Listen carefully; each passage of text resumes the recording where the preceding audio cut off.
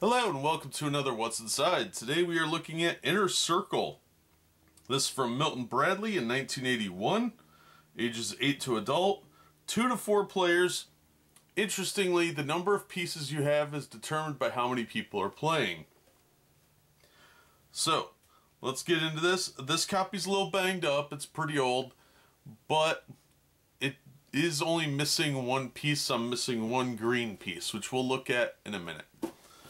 So, there's the side art. It's got that 1980s and late 70s writing.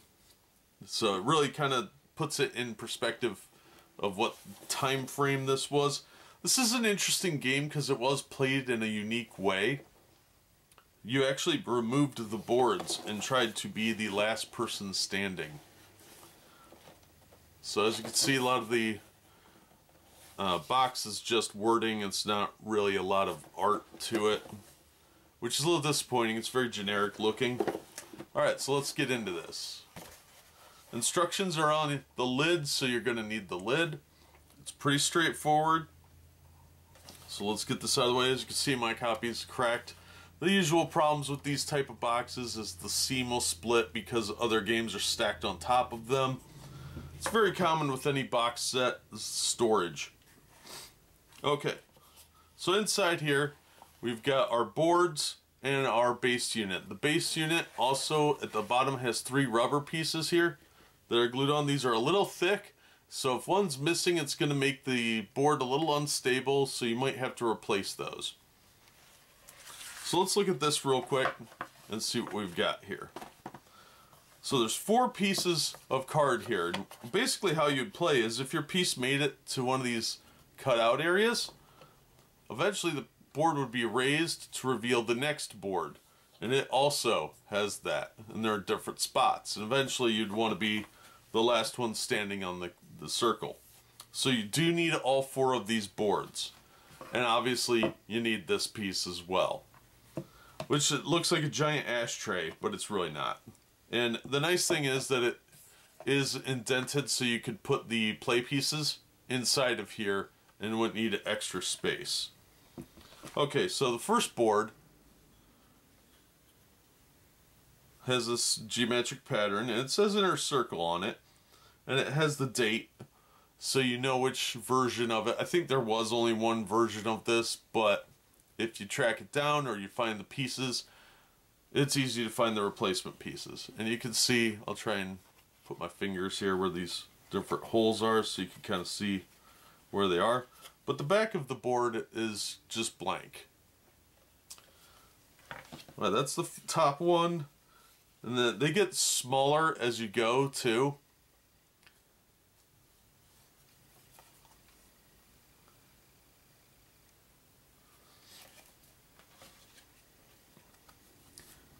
And the third one's only got 3 holes on it.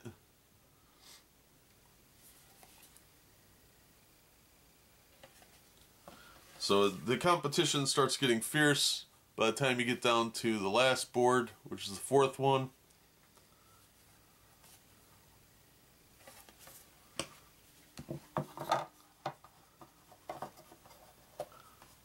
And like I said, it just goes on here, and then they consecutively get slightly bigger and fit into the grooves more or less on the board. And the top one kind of hangs over a little bit more, so it does make it easier to pick it up with these indentations. That's why it looks like a cigarette ashtray.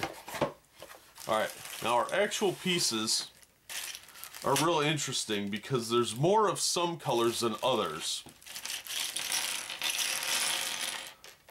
There are 9 of the red ones, and as you can tell, these are very unique looking. They almost look like add-on erasers for pencils. But there are 9 red ones, and there are 9 green ones. I've got all 9 red, and I've only got 8 of the green, unfortunately. But those are the colors for 2-player.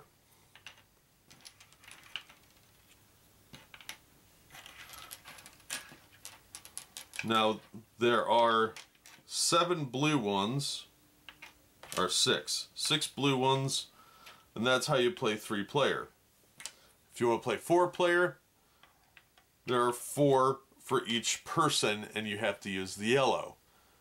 So it's actually very important that you have all the pieces if you want to play multiple players. It's kind of sneaky, actually. So instead of giving you 9 of each, they decide to save a little bit of money and just do 4 of one color, so that that's what you got. But they are nice pieces. They're pretty sturdy from the time. Usually the pieces are really cheap and kind of generic, but these are very specific looking pieces. So it's interesting, there's supposed to be 28 pieces, I believe. Yeah, 28 plastic pawns, and you get the 4 game boards and the 1 plastic game board unit. But if you're missing one of these, substituting it is going to be kind of difficult. The easiest way would be when you pull the tray up, if one of your pieces is on there, you switch that for the substituted one or something like that. If you make it to the safe space, you switch it out with one of the other ones that you know is going to be eliminated. That sort of thing. That would probably be the easiest way to do it, but that's really a personal decision. The important thing is that you count your pieces and make sure you've got 9 red, 9 green, 6 blue, and 4 yellow. Like I said, even missing one piece can hurt the game. You can always substitute like a blue if there's only 2 of you playing, but it's kind of a pain. And of course, I don't store these in the container. I'm using a Ziploc bag because why not? So that's really all there is to this game. There's not a lot to it. It's a pretty straightforward, easy game. And it's pretty fun, actually. It is pretty challenging because you have to get to the specific spots. And you have to have the rules because it is obviously very rules heavy for a board game. And that's really all there is to it. But that is what is inside the 1981 Milton Bradley game, Inner Circle. Ages 8 to adult, 2 to 4 players. It's a pretty simplistic looking game. I haven't played it in ages, but I remember it being frustratingly difficult. But it was pretty enjoyable. If you're a younger person, you're probably going to find it a little frustrating. And if you're very competitive, you're going to find it very frustrating. But it is a fun game. It's just very challenging. But that's going to do it for this episode. We've seen what's inside. The pieces have held up well.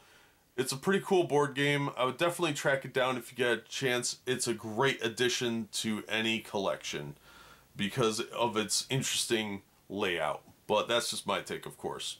So thanks as always for watching and supporting the channel. If you enjoyed the video, give it a thumbs up and subscribe so you don't miss future reviews and unboxings. And we hope to see you on the next one.